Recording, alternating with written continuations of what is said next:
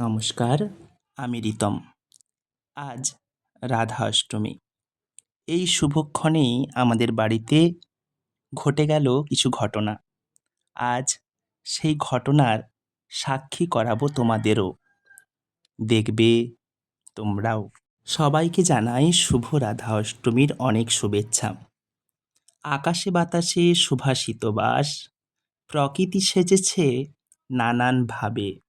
প্রকৃতির স্নিগ্ধতা, কাশফুলের দোদুল্যমান, শিউলি ছড়ানো ভোর আর মৃদু ছাতিম ফুলের গন্ধ যেন তোমায় সাজাচ্ছে।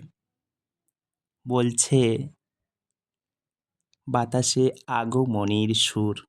জানি তুমিও ঠিক সেইভাবেই সেজে উঠবে। তাই আমরা খুব ভোরে উঠে সেই মুহূর্তের সাক্ষী হলাম।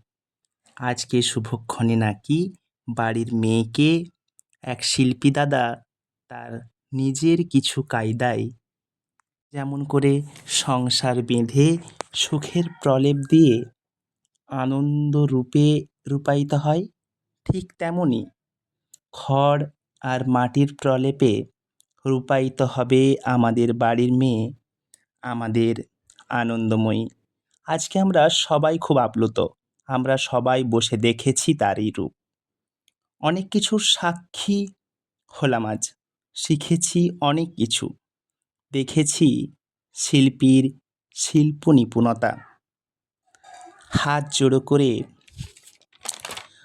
প্রার্থনা করেছি, তুমি শ্রী হয়ে ওঠো আমাদের এই শিল্পী দাদার হাত ধরেই। আজ ব্লগটি আমি এখানেই শেষ করছি। সবাই ভালো থাকবেন। নমস্কার।